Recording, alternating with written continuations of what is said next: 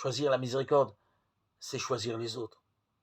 Cette réflexion sur le choix de la miséricorde, première et dernière démarche du chrétien, nous met au cœur de la pénitence, qui est inséparablement retour à Dieu et retour à nos frères.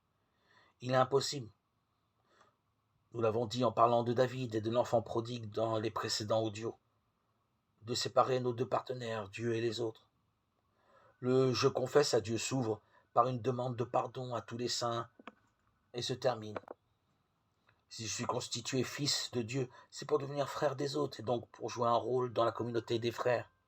Le péché est toujours un manque à ce rôle et la communauté en souffre. Le péché de David et le péché de l'enfant prodigue ont été une brisure qui atteignait inséparablement le père, la communauté et la famille.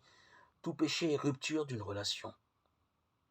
Nous dirions volontiers ceci par comparaison avec la vie de prière. Quand sainte Thérèse d'Avila cherche le seul signe qui ne trompe pas sur la prière, elle conclut que c'est sortir de la prière en désirant davantage faire ce que Dieu veut. Or, l'un des signes qui trompe le moins sur la vérité de la confession est d'en sortir en voulant un peu plus écouter ce que nos frères attendent de nous. Si nous nous confessons devant quelqu'un, c'est bien sûr pour affirmer que c'est avec nos frères, avec toute la communauté des croyants que l'amitié de Dieu, restaurée par le pardon, nous réintègre. Mais dire ceci ne suffit absolument pas à exprimer toute la richesse communautaire de la pénitence. Il y a beaucoup plus.